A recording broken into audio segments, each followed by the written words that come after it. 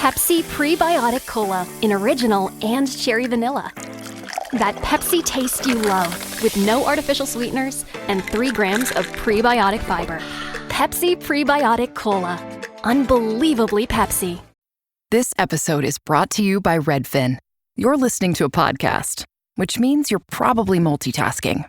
Maybe even scrolling home listings on Redfin, saving homes without expecting to get them. But Redfin isn't just built for endless browsing. It's built to help you find and own a home. With agents who close twice as many deals, when you find the one, you've got a real shot at getting it. Get started at redfin.com. Own the dream. Welcome back to I Want That Too, the podcast where Disney merch meets Disney history. I'm entertainment writer Jim Hill, and as always, I'm joined by the lovely Lauren Hersey, and this is our show for the last day of April, right? Yes. Can you believe that it's the last day of April? That is wild. This month went so fast. Oh, it did. It did. I mean, I realized that, 30 days hath, but this one feels like they cut 10 days out of that 30. It just boomed by. But I was just telling Eric today, I'm like, literally, I feel like things move so fast and furious because that's the news cycle. And it's almost hard to keep up with everything going on. It's wild. So speaking of that, I wanted to ask you about something that I just saw right before we got on here. And it was Rumblings again, but I would say in a more official kind of capacity that Apple may be interested in either partnering with Disney and on more things or buying them outright. What do you think about that with new CEO? I'm dying to hear your thoughts. Well, remember, if we go all the way back to 2005 when Bob Iger, became the CEO of the Walt Disney Company. In fact, when he found out, a couple of months ahead of time from the board that, okay, Tag, you're it, the very first phone call he made was to Steve Jobs. And remember, Disney and Pixar were on the outs at that point, and Steve Jobs was fighting openly with Michael Eisner. So and if they hadn't sort of fixed that relationship. Think about a Disney without a Pixar today. So, they have flirted with getting even more in business. But, the thing that's always been fascinating to me, Lauren, is, let's be honest here, wouldn't Apple have been a really good fit for Epcot decades ago? Don't you feel like Epcot, Apple should have been in Epcot years and years and years ago, right? Yeah, I mean, absolutely. Absolutely. But, they say that there's, no better day than today, because you can't go back at this point. And I would not surprise me if Josh was doing the same thing that Bob was doing and also having those conversations. I just thought that it was odd and strange timing now that they have a new CEO to come out and say, hey, you basically are not selling enough advertising on your platforms. It's 3% of your revenue versus it should be closer to 50%. And by the way, if we really want to, do what's right for the shareholders, we should be doing more with Disney or buying them completely. Yeah, I mean, it's one of these things where I'm not going to lie, folks. About 3 months ago, I did hear whispers of something like this. I mean, mind you, we didn't know that Apple would have a new CEO now, which again, kind of interesting. Disney has a new CEO, Apple has a new CEO. It's like, uh-oh. So listen, but nothing would surprise me nowadays with what is happening in the world. Nothing nothing surprises me. But anyway, let's go ahead and jump into the show because we have a lot to cover. We do. So today we're looking at fan-driven Disney shopping experiences that are really taking off. And Jim's feature is kind of springboarding off of that Disney fandom and how Disney can't ignore it. We're going to be looking at a new book, if you want to bring Disney home. And we're talking a little bit about some weird Grogu merch. It's strange, but maybe in all the right ways. But before we jump into all of that, we want to thank you for listening. And if you're enjoying the show, make sure leave us a quick rating or review and tell us what you want to hear us cover on future episodes. And on that note, Jim? Well, before we get started here, we want to acknowledge our sponsor, and that is, of course, unlockmagic.com, the go-to place for some of the best deals on theme park tickets. And if a Disney or Universal trip is anywhere on your radar for 2026, Unlock Magic helps you lock in great ticket prices without the stress, all handled by people who really know the parks and, more importantly, how to save you money. So, if you started thinking, all right, maybe this is the year we finally go, head to unlockmagic.com to grab the best ticket deals and make that future trip just a little bit more magical. And now for this week's news, which, farmers markets? What are we talking about here? Okay, actually, I think that this is absolutely perfect timing for the topic that you've been discussing last week's feature and this week about how Disney fandom ultimately crops up at Disney, because the timing of this is so bizarre. So on last week's show, I talked about how the Disney stores were kind of coming back as pop-ups, but with a retail partner. It was like Go Retail or something, and that it's them, giving the fan base what they want without all of the risk. And I'm wondering if the idea came from this reel that I saw. So it was about the Happiest Market. And essentially what this is down in Orlando, it's essentially a Disney farmers market. And it's all small businesses that sell Disney merch. So essentially, this is like the fan community building their own Disney store. So Disney stores shut down largely in 2020. There are 22 left or whatever, and these couple new pop-ups that are happening. But this thing really took off. And in the reel, they talk about that it's like the same as going to Disney. Like, expect that there's going to be, lines, and there's essentially like an express pass, like a VIP pass where you can shop an hour before it opens to the public. So it's kind of wild. What do you think about this idea? So, okay, just to rehash here, it's limited time, location based, and when is this happening? Yeah, so it looks like they have a couple different events, but the next Happiest Market is happening May 30th from 12 to 6. So, and they had another event happening about like around this window, maybe this weekend. But if you want to learn more about this or how to get involved, I found them on Instagram. It was at the Happiest Market, and then I went to their website, which was thehappiestmarket.com, and there it gives you more information about like what events are coming up. And again, this is in Orlando specifically, unfortunately, because I'd totally be there.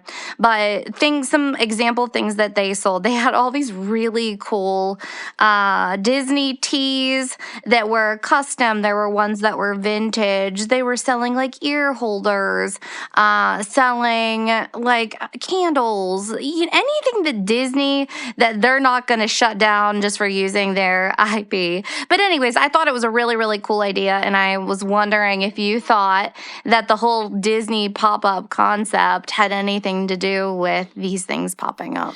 Well, face it. I mean, the mouse, especially these days, is always paying attention to what the fan community is up to. And if it's, if they're in a space where Disney corporate senses that, there's money to be had, maybe them stepping into the pop-up space, again, this thing in Philly that we're making plans to go visit.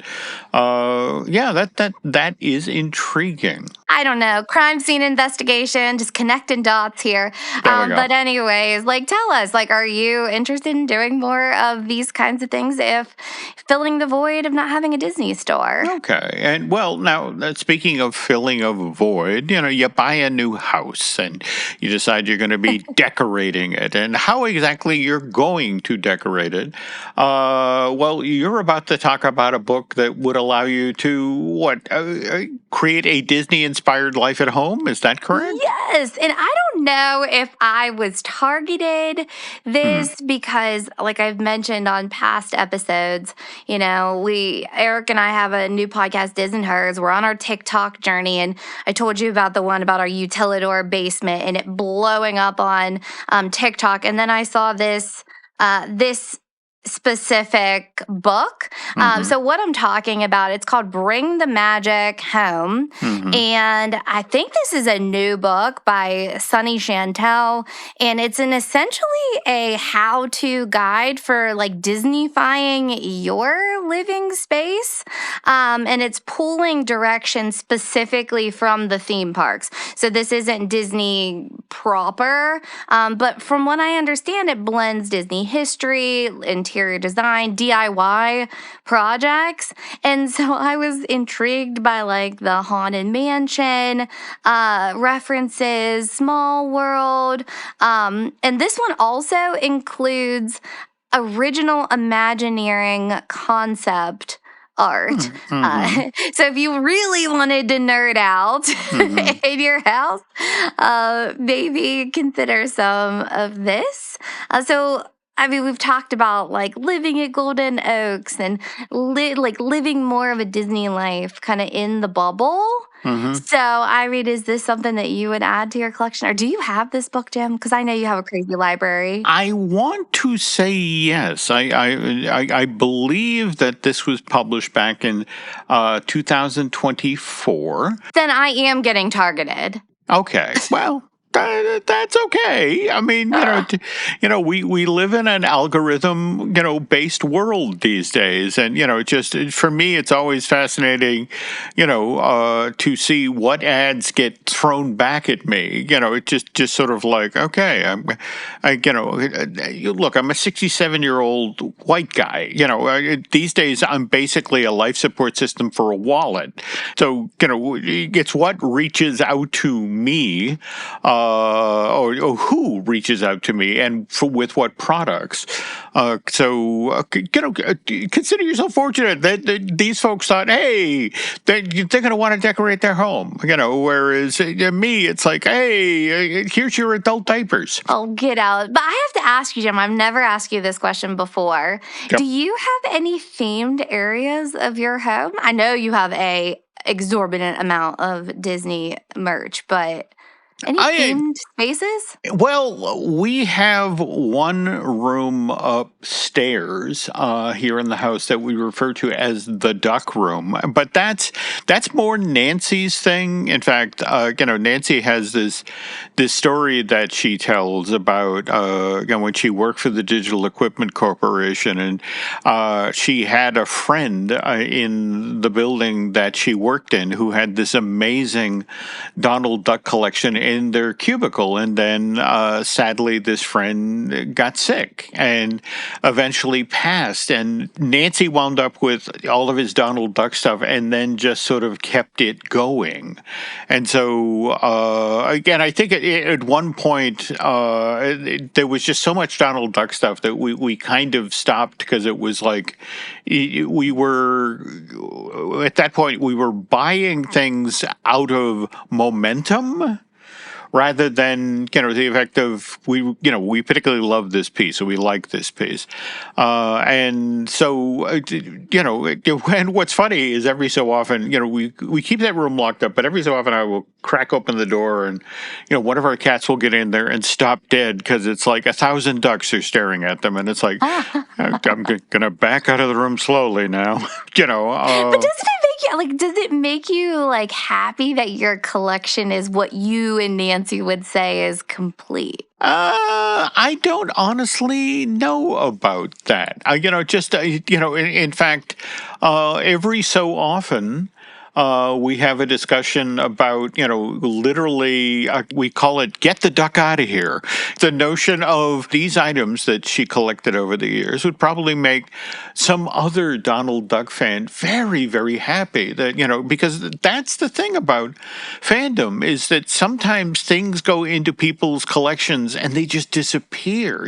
You never get to see them anymore. And this sort of stuff is supposed to be shared. It's supposed to make people smile. I get it. But I think about Noah's Oswald collection. I think that was one of our first episodes. And you get to the point where you get more selective. And you remember our listener, TJ. Hey, TJ. He reached out about the Pez, and he had the most epic Pez collection that was displayed in his basement.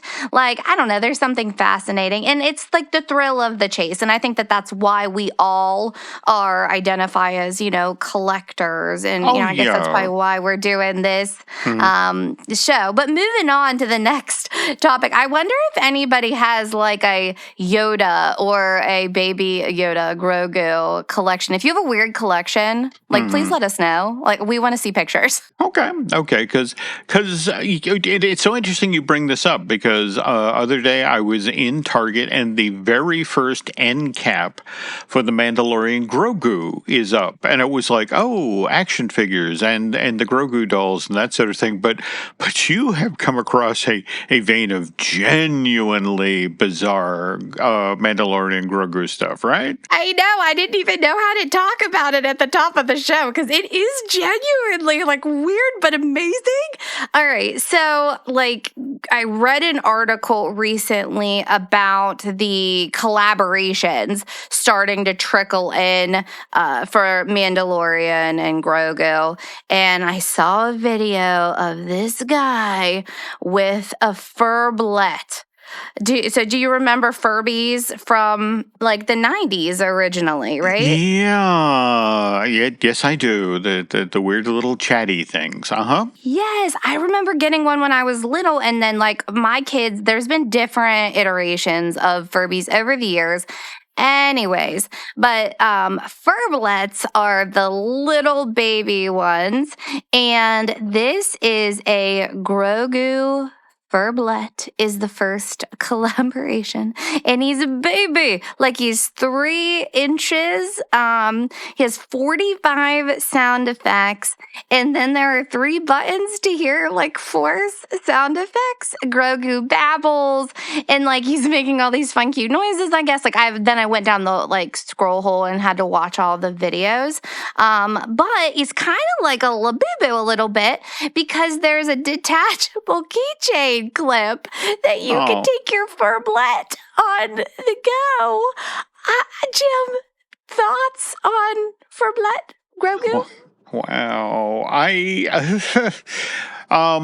What's especially fascinating about this, in fact, I think your husband, Eric, and Dan Graney, who I do the Marvelous Disney podcast with, and we've begun doing a Lucasfilm component as part of that. And I think it's Eric who found this, and I forget which cinema chain it is, but I want to say there's in addition to this craziness, there are 21 different variations on Grogu and Mandalorian-based merch that this one cinema chain is selling. I mean, everything from, popcorn buckets, soda glasses, T-shirts. I mean, it's just, and I guess what concerns me about this is, have you been following the stories about Mandalorian and Grogu? I mean, how they showed 17 minutes worth of footage at CinemaCon, and the exhibitors there seem to really like it.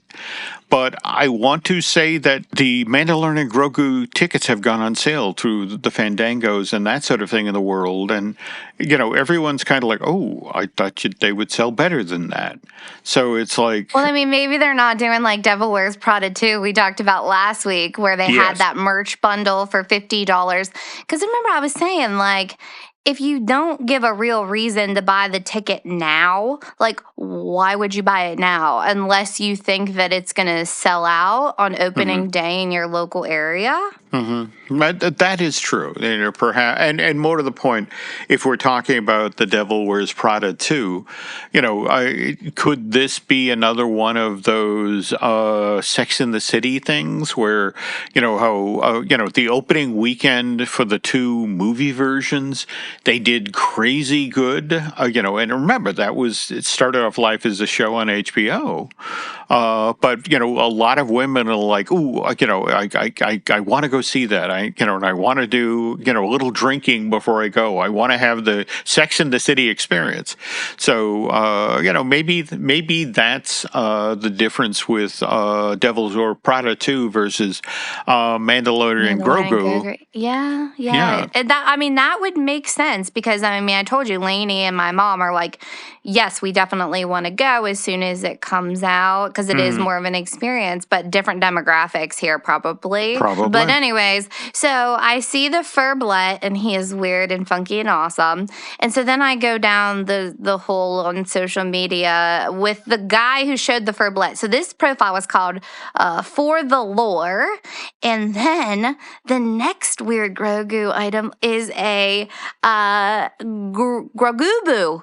It's like the Grogu Labubu. We haven't talked about Labubus in a while. Yeah, and remember, there's the movie coming now. Just not the Mandalorian and Grogu, an actual, really for real Labubu movie. I can't sleep at night. All right, but let's talk about these Grogu Labubus. So this is a collectible series. Is that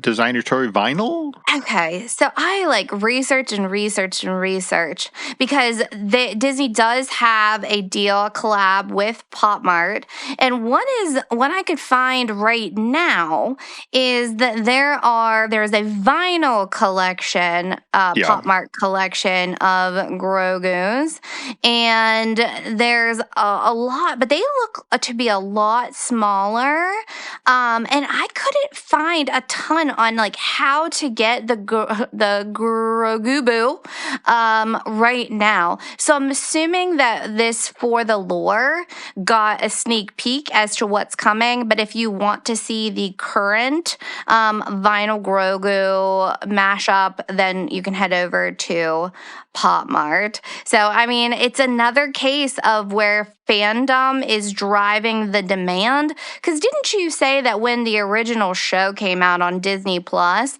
that Grogu was the runaway hit, and then they kind of had to keep up with the demand to give people what they wanted? Well, here's the fascinating part of the Mandalorian story, because people forget this now, because we're dealing with a tidal wave of Grogu-related merch. And by the way, just in regard to this Pop Mart thing, if you're interested in folks, the term you're using to Google search these is Grogu Tiny But Mighty Series. All right?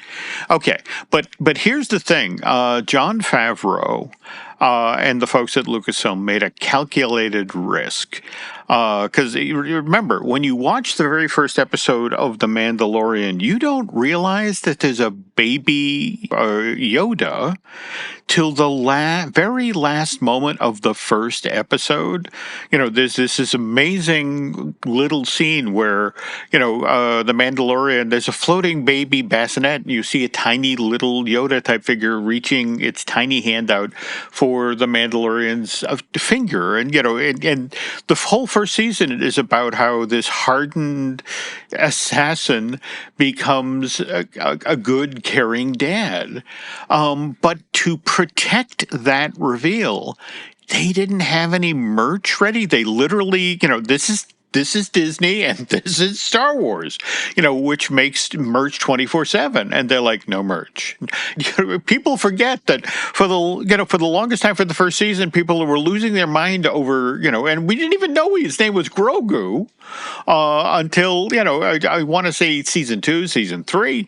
But there was no merch. In fact, I remember, I want to say the last episode of season 1 of The Mandalorian was coming out, and people were losing their minds because finally the first pieces of Grogu-related merch were hitting store shelves, and it was socks. It was like...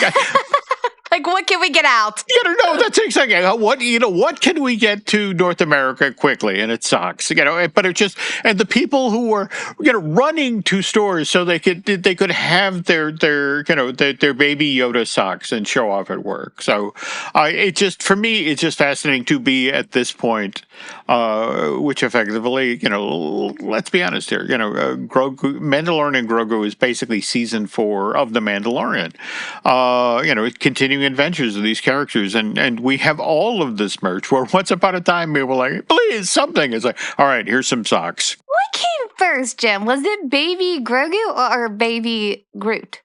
Oh, I would say that baby Groot, but only by inches. When did Guardians of the Galaxy So I was just wondering if one was inspired by the other. Like, hey, this one people loved. Let's do it again. No, I mean, I think again, remember Groot, what was interesting about baby Groot is you always had, we had met Groot as a full-size adult and we loved him because he made the sacrifice that he did. And then he came back. But he's always been, still Groot. Whereas, that's the thing I think people have enjoyed the Grogu ride, so to speak, is that this character, we have learned his quirks over time. And, we've learned, how he likes to hammer on buttons or, he's a compulsive eater, and more to the point, he's crazy powerful when he wants to be. It's been a fun character to be along on the ride for. All right. Well, we're talking about fan-driven merch and decisions that Disney can't ignore. So when we come back, Jim, what are you diving into? Oh, fandom and, especially some of my own adventures in the early fandom. But before we do that, there's this. I am your host, Stassi Schroeder. Welcome to Tell Me Lies, the official podcast. What's the most unhinged thing of season 3? Steven, because he's so evil. I do think he is misunderstood. You see everyone face consequences. It's intoxicating. The writers just know how to trick you. There's always a twist in this show. It's nothing you would expect. Tell Me Lies, the official podcast, now streaming, and stream the new season of Tell Me Lies on Hulu and Hulu on Disney+. You can't reason with the sun. Trust us, we've tried. This summer, it's time to put that angry ball of fire on mute. Columbia's OmniShade technology is engineered to protect you from the sun's harsh rays that can burn and damage your skin. The sun is relentless, but so is our gear. Level up your summer at Columbia.com to spend more time outside and less time slathering on aloe lotion. You're welcome. Columbia, engineered for whatever. Hey, Mama. Thanks for making all my favorite recipes. Hi, Ma. Thanks for your unfiltered advice. Hi, Mom. Thanks for always being by the phone. Hey, Mom. Happy Mother's Day. When you ship UPS Air at the UPS Store, your items arrive on time or your money back. Guaranteed at no extra cost. Exclusively at the UPS Store U.S. retail locations. Visit the upsstore.com/airshipping for full details. Terms and conditions apply. Send your Mother's Day gifts at the UPS Store and we'll get your gratitude there on time.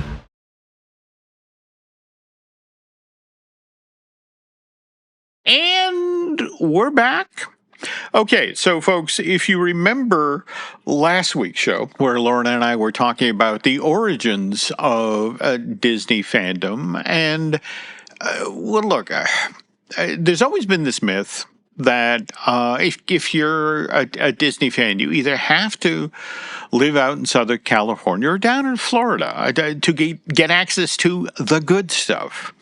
I would Lauren, that's not entirely true. In fact, the Disney animation art program, well, that started back in the 70s, and you could, starting 78, 79, 80, there were galleries all over the U.S. that were offering Disney animation art. And but it's also important to understand that these pieces, from Disney shorts, from Disney features, weren't always all that highly prized or highly valued. I mean, for example, you used to be able to go to Disneyland and they'd have a bin in the Art of Animation exhibit in Tomorrowland, and you could dig through this bin, and it's like, oh, I can get myself a Humphrey the Bear or a Donald Duck for $1.50.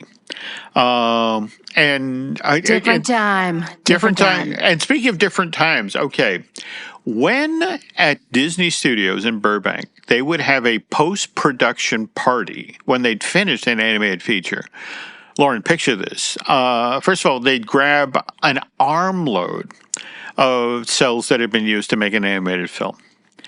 They then go out to the long corridor in the animation building and lay down a layer of these things all over the floor, like 2/3 of the length of this hallway.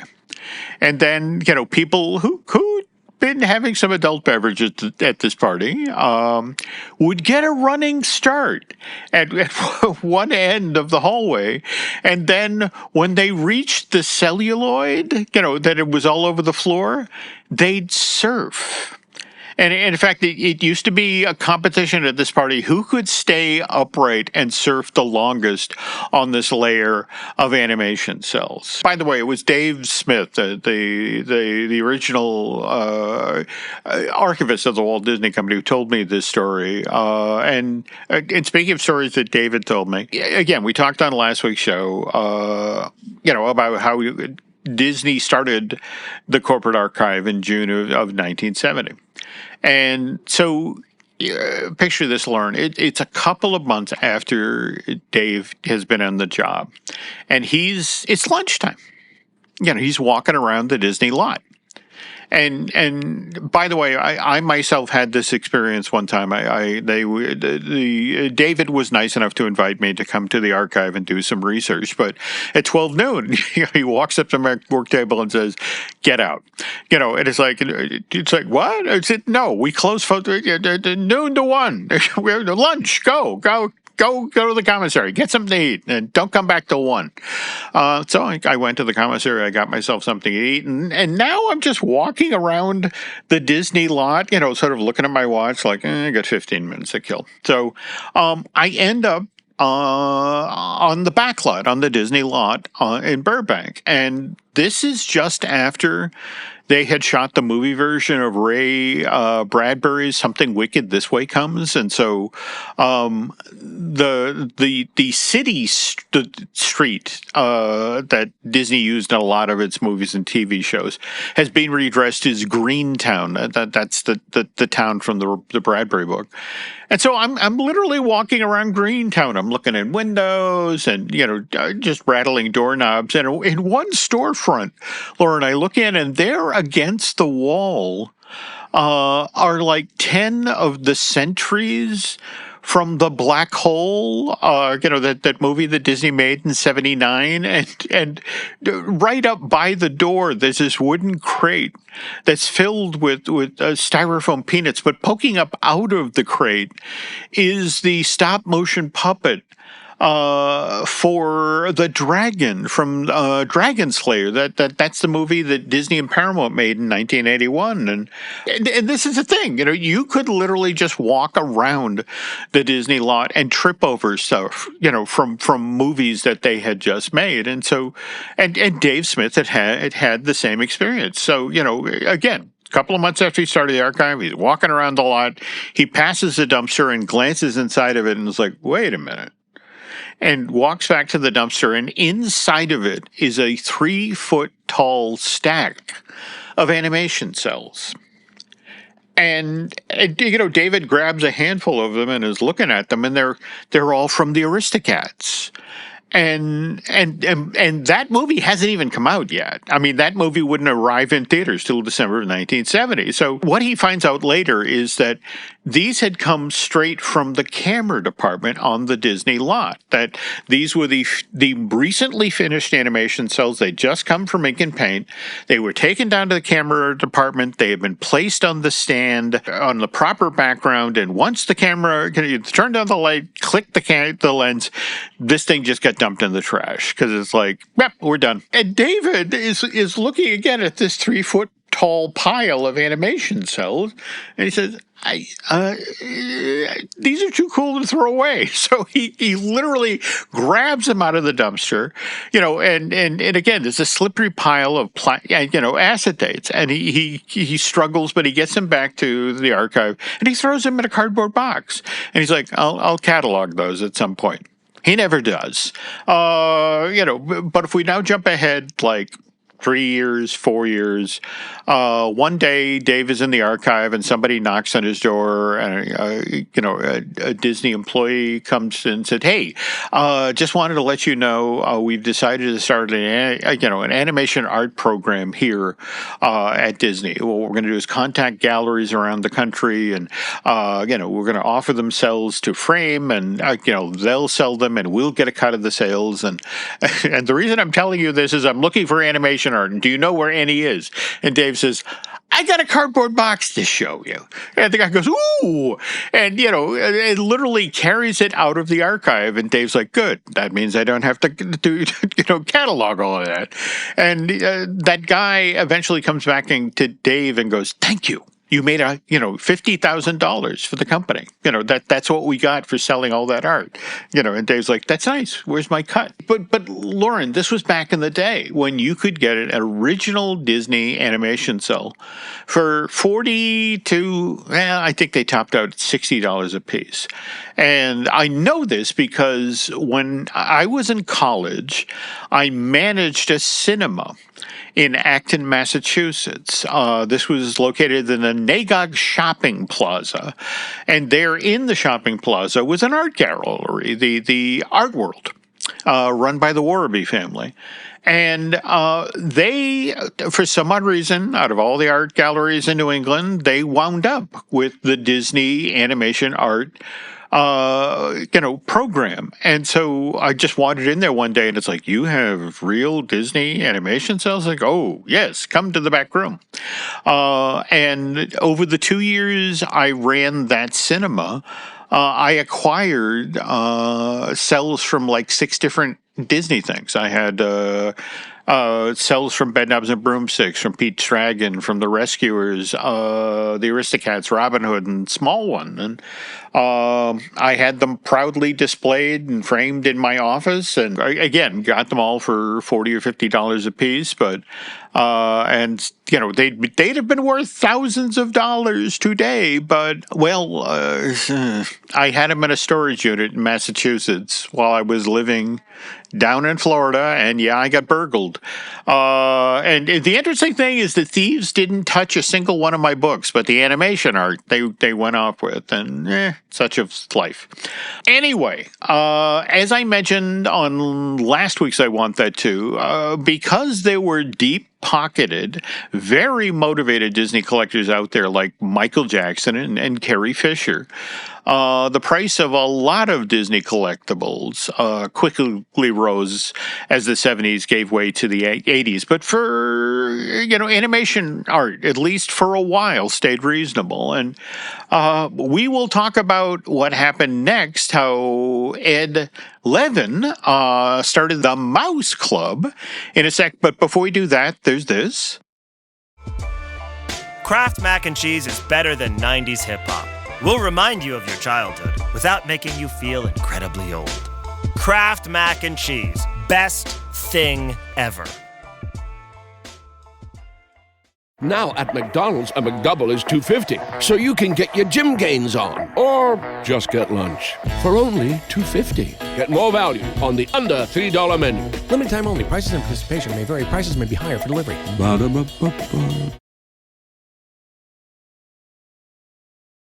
And we're back. Lauren was kind enough to share some comments from folks who've written in about I Want That Too earlier on in today's show. And I wanted to share something that an I Want That Too listener said in response to the first installment of this series about the origins of Disney fandom. And Cece, she wrote in to say that she had very fond memories of the Disneyana shop, the one that was at Disneyland in Anaheim as part of the Emporium shopping complex. This thing opened in 1976. And she went on to say that, I especially remember how this store had the Wicked Witch from Snow White on display. She was locked inside of an iron cage, and if you turned the lock that hung on, or you turned the key on the lock that hung in the front of this cage, the witch would suddenly come to life and then plead for your help. And she would say, "Let me go free, and I'll teach you a spell that turns water into gasoline."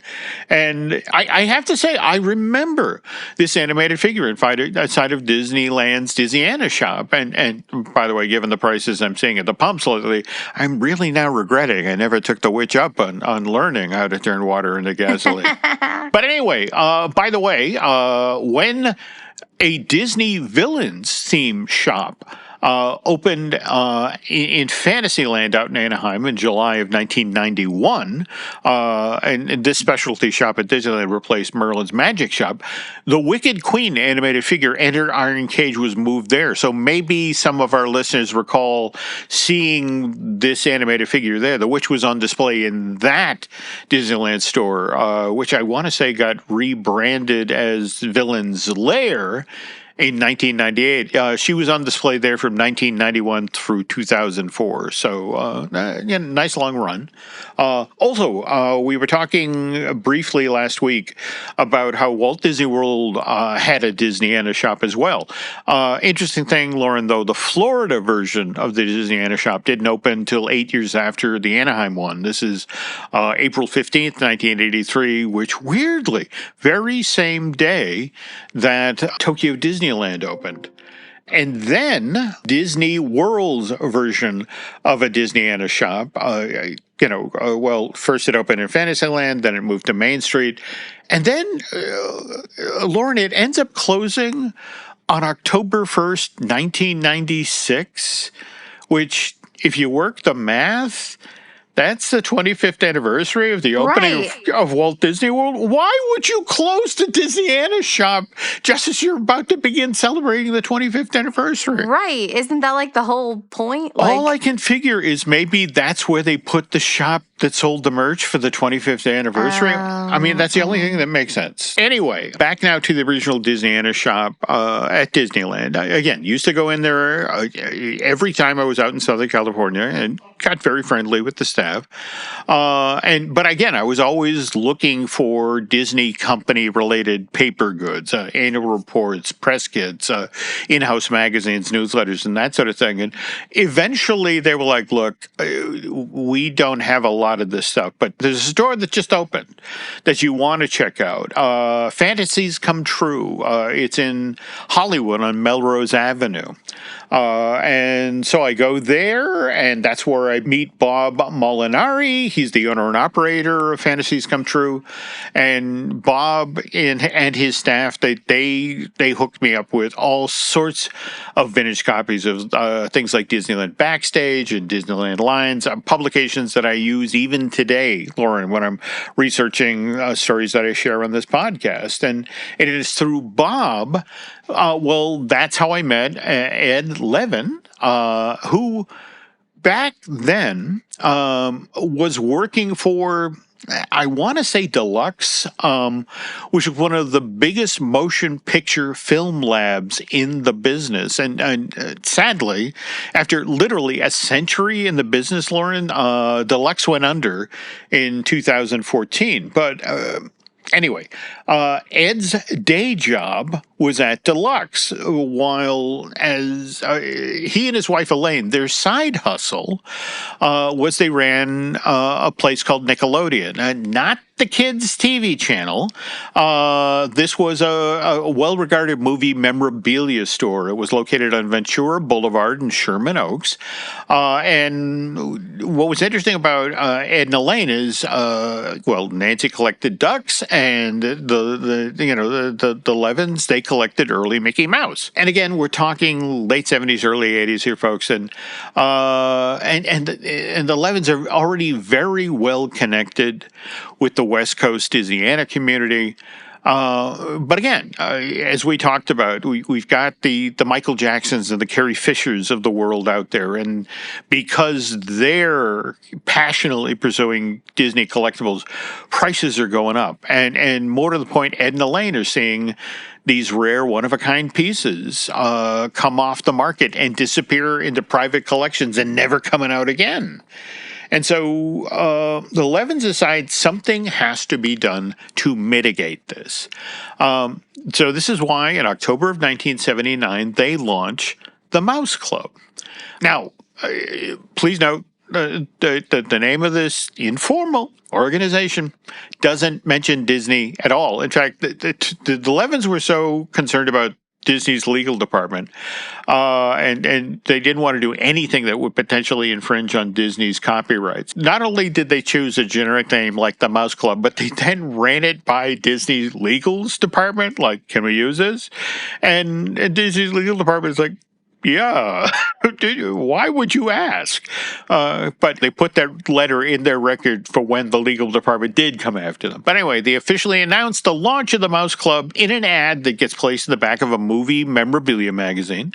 And by December of that same year, 1979, 26 people have responded to the ad and become charter members of the Mouse Club. And Lauren, one of those folks is Disney legend Ward Kimball. And here's the thing, Ward Kimball loved to spar with Disney's legal department. And so when it got suggested that, the Mouse Club really should have a mascot, it's like Ward is, leave it to me. And so he goes home to his drawing pad, and what he brings back to Ed and Elaine, Lauren, even a child looking at this drawing would recognize that it's Mickey Mouse with a paper bag over his head. It's just like literally sticking out of the bottom of the bag are Mickey's red pants with those two white buttons, his black rubber hose legs, and, his big yellow shoes. And not to put too fine a point on it, but the eye holes that Ward has drawn on the front of this paper bag, the one that Mickey's wearing over his head, they're pie eye shaped, just like Mickey's real eyes were in the shorts he made in the 1930s. And so Kimball gives this image to the Levins, and Ed laughs and says, hey, let's call the Mouse Club's mascot the Unknown Mouse, which is, by the way, a nod to the Unknown comic, who was a performer regularly appeared on Chuck Barris's Gong Show. And the gimmick of this particular stand-up comedian is whenever he came on stage, he always had a paper bag over his head. So that's why Chuck called him the Unknown comic. Anyway, the Mouse Club, it has an official newsletter, and the first issue comes out in winter of 1980, and yes, I have a copy of it here in the basement. And the first ever Mouse Club convention, well, that's held at the Jolly Roger Inn, and that was one of those little themed hotels that wound up being built at the very edge of the Disneyland parking lot back in the 1960s. And I want to say, Lauren, it officially closed in 2013, got flattened to the ground, and I think there's a Residence Inn by Marriott there now. So what was this first ever Disney fan event run by fans like? Well, Disney historian Jim Korkis states that more than 250 members of the Mouse Club from more than 15 states attended, and there were members there from France and Japan. And by the way, if you signed up for the event, Dave Smith then invited you to the Disney lot, where you were then allowed to personally tour the Disney Company archive. And Disney legends, Frank Thomas and Ollie Johnston, well, at the event, they gave a 90-minute talk about their just-released Illusion of Life, which has since become the textbook for Disney animation. And Clarence Ducky Nash, he brought his Donald Duck ventriloquist puppet and stood there in the convention space at the Jolly Roger and gave a spontaneous 20-minute long performance. So it was all of this once-in-a-lifetime stuff by Disney legends. And now, but the kicker, the absolute kicker, Lauren, is, and again, this is part of Jim Korkis' story about the event. The then VP of Disney Marketing, Robert King, was there at the event to tell the press that it had come out that while Walt Disney Productions supported what the Mouse Club was doing, they did not officially endorse the organization.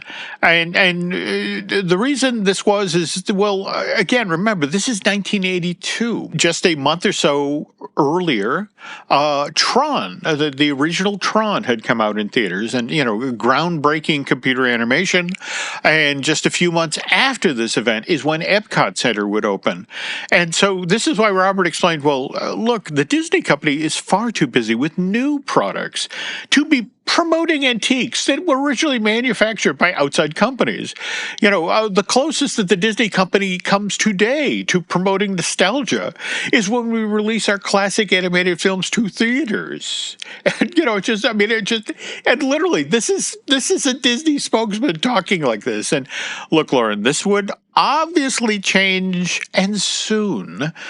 And we will get to how the Disney company decided that it really did need to get into the fan event business just a few years later, but we'll discuss that on the next installment of this series. Oh, I can't wait. I'm leaving me on the edge of my seat next week, though. Yeah. But on that note, just like the Disneyana store closed on the 25th anniversary, I think it's time to close up shop for today. I can get behind that as well. By the way, if you want to keep up on everything happening across the Jim Hill Media Podcast Network, please follow us on social. Yes, and we love to hear from you. So if you have ideas for a future episode or you want to show us your cool Disney collection, please reach out. Jim is at jim@jimhillmedia.com. I'm at laurenhersey.com. And that does it for today's episode. Thanks for listening, and we'll see you next time on I Want That Too.